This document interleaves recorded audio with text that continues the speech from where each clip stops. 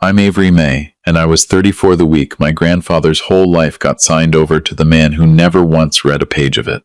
Walt May built a feed and grain store and a home place out of nothing. He died on a Tuesday, and by Friday my father stood on the porch and told me I'd inherit dust. He said it in front of the family, smiling. My father made one mistake that week, though. He forgot who kept the books. Before any of this, there was a brass bell on a wooden counter, and the smell of grain dust thick enough to taste. May Brothers Feed and Grain sat at the edge of a small Ohio town, and I grew up behind that counter. I was 9 the first time my grandfather let me ring up a sale. I was 11 when he handed me the green ledger and a ballpoint and said the numbers were mine to keep. Walt had hands like work gloves and a memory like a steel trap, but he trusted ink over both. Every bag of feed, every account, every dollar owed went into that ledger in my small, careful hand. I asked him once why he wrote everything down when he remembered all of it anyway. He set down his coffee and looked at me a long moment. The books don't lie, Avery. People do. I was a kid. I thought it was just something old men said. I kept writing, season after season, for 23 years, while my father stayed up at the house and my uncle drifted off to the city. Then Walt got sick in the spring and the store went quiet, and the ledger went into a drawer. He passed in late September. 3 days later, the bell rang for a stranger I didn't recognize, and nothing about my family was ever the same again.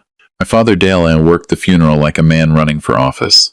Somewhere in there he started using the word estate, like it belonged to him alone. The next morning he already had the keys to the home place, and a lawyer's card in his pocket, and a tone I didn't like. I found him in Walt's kitchen and asked the simple question, "When do we read the will?" Dale didn't look up from his coffee. "There's no will," he said. "Pop never made one." I stood there with the refrigerator humming and felt the floor tilt, because 6 years back Walt had asked me to drive him to a lawyer named Harold Puett in the county seat. I'd sat in the waiting room while my grandfather signed a thick stack of papers and a gray-haired woman stamped each page. He'd come out folding his glasses and told me he'd finally put his house in order. So I looked at my father and said it plainly. I drove him to sign one. "Dad, I was there." Dale set his cup down slow. Memory plays tricks on grieving girls. And the screen door banged behind him like a verdict. It came to a head that Friday on the porch. Dale gathered everyone the way Walt used to gather them, except Walt did it for hog roasts, and my father did it to hold court. He announced he'd be filing as administrator of the estate, the store, the land, the home place, every acre Walt ever turned. Then his eyes found me at the bottom of the steps. "You won't get a single cent," he said. "Cole's the next heir." He said it loud enough for the porch to hear, and a few people chuckled the way people do when they want to be on the winning side. I didn't argue. I think they wanted me to cry or shout so they could call me hysterical and move on. Instead, I nodded like he'd told me the weather, climbed the steps past him, walked through that front door I'd walked through 10,000 times, and drove the 9 miles back to my apartment. And I started doing the only thing I've ever been good at when I'm scared. I started writing it all down. Here's the thing nobody in my family ever understood. They mistook quiet for agreement. I was the one who handled the hard paperwork always. When my mother passed, I filed the forms. When the store needed its sales tax filing, I drove out Sundays and did it free. My doing it quietly had turned into everyone assuming I'd always do it quietly and never ask for anything back. So when Dale told the porch I'd get nothing, part of him truly believed I'd just absorb it. I work as a paralegal, probate and estates of all things. I spend my days helping strangers navigate exactly the kind of mess my father was trying to build. Administrators don't simply keep everything. There are rules, filings, duties a court can enforce. I poured a second cup of coffee. I pulled out a legal pad. At the top I wrote one word, the way Walt taught me to start any account I didn't yet understand. Questions. Probate filings are public record. I drove to the courthouse on my lunch break and pulled the case. Dale petitioning as administrator. His attorney a man named Garrett Voss I knew from the wrong side of a few firm cases. He'd moved faster than grief usually allows, requesting sole authority with minimal court supervision, independent administration, less oversight between my father and the assets. But buried in the filing were 2 land transfers I had never recorded, dated 4 months before Walt died, right in the thick of illness. 2 of 3 parcels quietly deeded from Walt to a limited liability company called Riverbend Holdings at a fraction of what that ground was worth. I knew that land. I'd watched men bid on a single acre of it for more. And then I looked at the signature meant to be my grandfather's, And I stopped cold. I'd kept Walt's books for 23 years. I knew his signature the way I know my own face. Walt signed with a hard downstroke on the W, a habit from a man who'd learned penmanship in 1955. This W was timid. The hand was steady, where his hand by then shook from the medication. Grandpa's hand never shook like that, I whispered. Then I started searching the state's business registry. Who owned Riverbend Holdings? Before I could finish that thread, my father changed tactics. He called on a Wednesday, voice warm as a stove, calling me kiddo for the first time in a decade. He said the family was being torn apart, that Walt would be heartbroken. Then he got to it. Sign a family settlement agreement, 1 page, waive any claim to the estate, just to keep things peaceful. Sharon took the phone after him. Think of Cole's baby, she said softly. Do you really want to take food off a newborn's plate over pride? That's the move. It's never give me the money. It's always you're hurting a child by asking questions. Emotional blackmail dressed up as conscience. A year ago it might have worked. But I'd spent 7 years watching this exact play run on grieving people in my office, so I made my voice as warm as his. I told him I needed a few days to read it carefully, since I read everything carefully. It's just how I'm built. He liked that. He thought my caution was weakness, the same way he always had. We hung up almost friendly. Then I set the unsigned page on my table next to the forged land deed, and I let myself feel just for a second the cold satisfaction of a man underestimating exactly the wrong person. I needed the will, and the will was a ghost. Harold Poot had passed 2 years back. His office was empty, a for lease sign in the window. The files had supposedly transferred or returned to clients. Every door I knocked on had been closed before I got there. Sitting in my car outside that empty office, I felt the case slipping. Without the original will, I had a forged deed and a stalling father and a strong feeling. And feelings don't win in probate court. The law has a brutal little rule. If a will was last known to be in the testator's possession and can't be found after death, the court presumes he destroyed it himself. The missing will read as no will. My father wouldn't even need to admit he'd burned it. The law would do his lying for him. When I pulled into my lot that night, there was a woman standing under the light by my door. Easily 70, sensible coat. The posture of someone who'd spent decades standing behind a counter herself. Are you Avery? Walt's granddaughter, the one who kept his books. The fact that she knew that made me stop. Her name was Ruth Howren. For 31 years, she'd been the secretary and notary for Harold Poot. She'd seen Walt's obituary, and then she'd seen the probate notice in the county paper. The one announcing his estate was being handled as if he'd died without a will. And she said she'd lain awake 3 nights over it because she knew that wasn't so. She'd watched him sign one. She'd stamped it herself. I asked why she was telling me and not the court. She said the court hadn't asked. Then she looked at me with eyes that had notarized 1,000 last wishes, and watched most of them get honored and a few of them get stolen.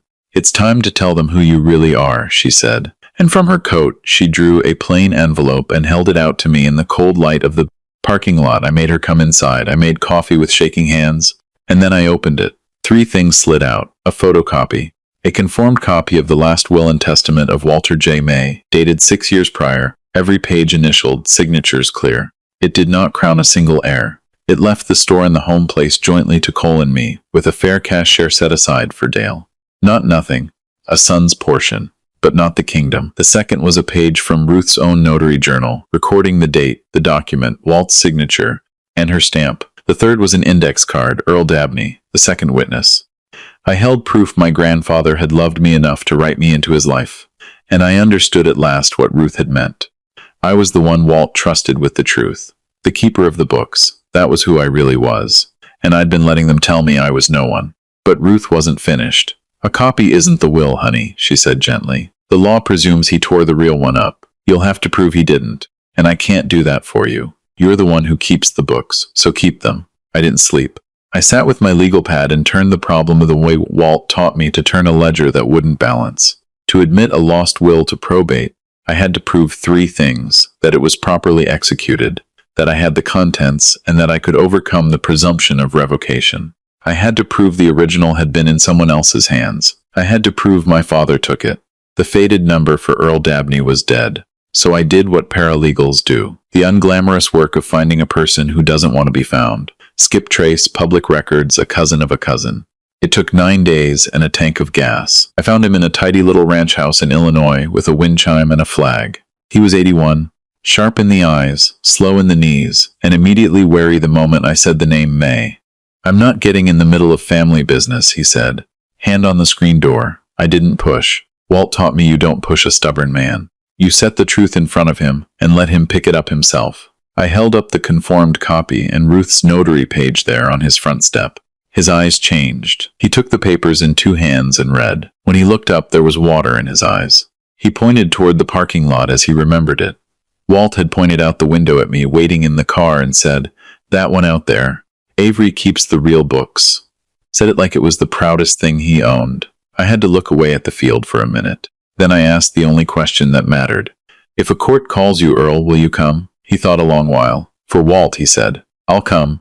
I still needed the physical link. Where had Walt kept the original? At the home place, in the old floor safe in the office off the kitchen, bolted into the floor behind the desk where he paid the feed bills. But the home place was my father's fortress. What I could get to was history. I started calling locksmiths. The third one I reached remembered the job right away. He'd been hired to drill and replace the lock on an old floor safe at the May place. Customer's name on the work order, Dale May. The date. 11 days after my grandfather's funeral. 11 days. Long enough to grieve. Long enough to open a safe with a combination only Walt knew, find what was inside, decide he didn't like it, and call a man to change the lock so no one could ever check what had been in there before. I called Renata Ortiz, a sharp probate attorney, at 9 at night, and she actually laughed. "That," she said, "is your access. That's the wall coming down." We filed 2 things at once, a petition to admit a lost will to probate, and a motion to compel a full accounting from Dale. Judge Hollis granted the motion. Voss had built his whole approach on keeping the numbers in the dark, and the lights had just come on. The accounting landed on the 21st day, a thick stack of pages. Voss clearly thought volume would hide the rot. He'd misjudged who'd be reading it. I cleared my table and opened it the way Walt opened the store every morning, slow and certain.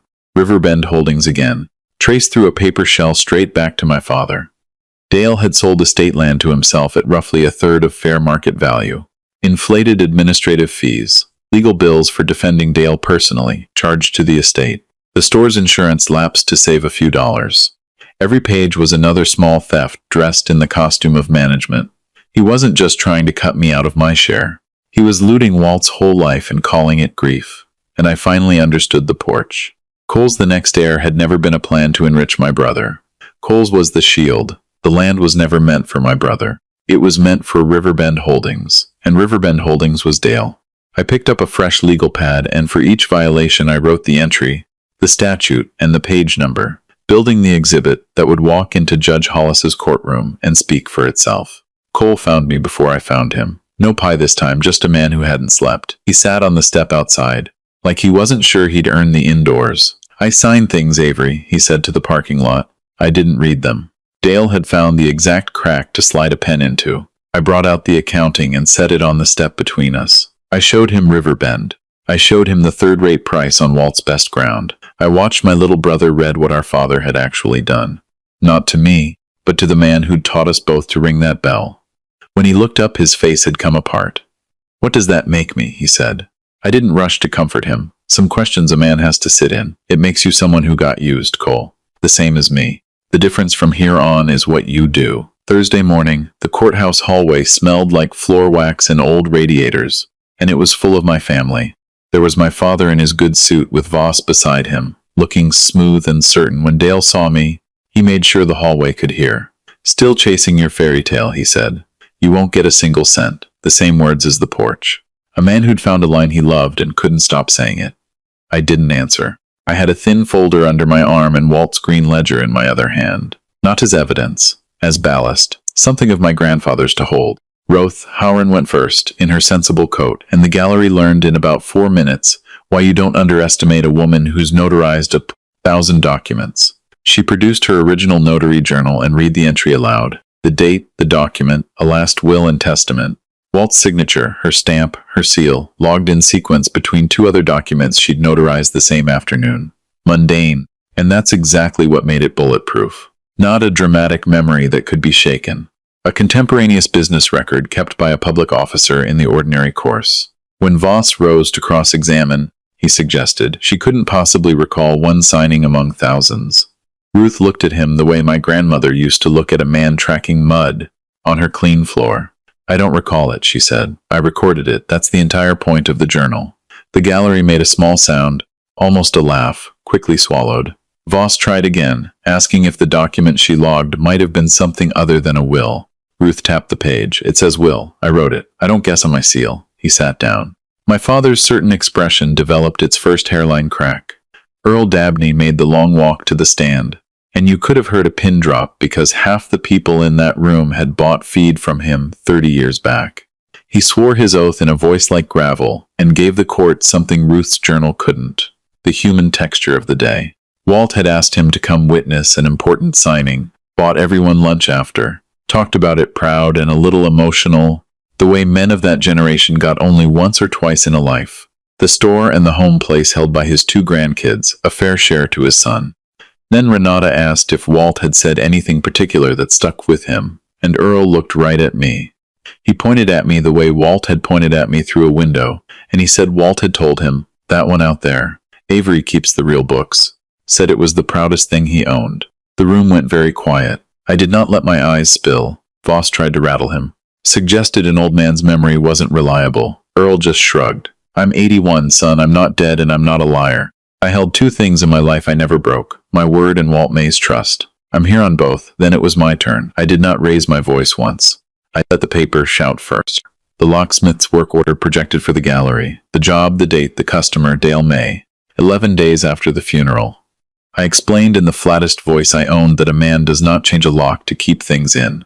He changes it to control who can ever look. Then the Riverbend deed. Then the accounting, page by quiet page, the self-dealing, the inflated fees, the lapsed insurance. Every entry read the way I'd read a feed order. Calm. Exact, no adjectives. When I'd laid the last page down, I looked not at the judge but at my father, and set Walt's green ledger gently on the rail in front of me. You taught me the books don't lie, I said. People do. This is the page you forgot to change. My father came apart exactly the way I knew he would, and the calmer I stayed, the worse he looked doing it. He stood up out of his chair, turned to the gallery, voice climbing. She's twisting everything. That land was as good as mine. I only fixed what should have been mine in the first place. The old man never should have put that girl over his own son. Judge Hollis told him to sit. The bailiff took a step, and Dale sat, chest heaving, finally understanding what his own mouth had done. You cannot argue a will was never written and in the same breath rage that you fixed it. I hadn't said a word through any of it. I didn't need to. I'd spent my whole life being told my quiet was weakness. And in that courtroom, my quiet was the loudest thing in the room. Cole stood up. He asked the judge if he could speak, and his voice shook, but he didn't sit back down. He told the court he'd signed papers supporting his father's appointment without reading them. He said he believed now the will was real. He said he didn't want land that came from a forged deed and a changed lock. He withdrew his support for Dale's appointment, right there on the record, and asked that his grandfather's actual wishes be honored. Judge Hollis took a short recess and ruled from the bench. The will's execution proven, its contents established. The presumption of revocation overcome by clear evidence that the original had been in Dale's exclusive control, and that his conduct was inconsistent with any innocent loss. She admitted Walter J. May's will to probate, removed Dale as administrator, ordered a full surcharge for the self-dealing, and referred the matter to the county prosecutor for review. My grandfather's true wishes were the law again. The will was probated as Walt wrote it. The store and the home place came to Cole and me jointly. Dale received the cash share Walt had set aside, not a cent more. The 2 parcels he'd deeded to himself came back into the estate. Garrett Voss is answering to the state bar. The prosecutor's review is still open. These things often go nowhere. But my father has learned that a changed lock leaves a work order, and that some receipts outlive the men who order them. I reopened May Brothers Feed and Grain on the first Saturday in November. I oiled the hinges, swept the grain dust, put the green ledger back on the counter where it belonged. When I unlocked the front door, the brass bell rang, and for the first time in months it sounded like it used to. Like coming home, like being useful, like a girl of 9 who'd just been handed something to keep. Cole runs the yard now and does it well. But I set one boundary the day we signed the partnership, and I meant it. The books stay honest, I told him, or you stay out. He didn't flinch. He just nodded the way you nod at something true. My grandfather was right about the only thing that ever really mattered. The books don't lie, and neither should the people who keep them. And it took me 34 years and one stolen estate to understand that being the quiet one in the family was never, not once, the same thing as being the weak one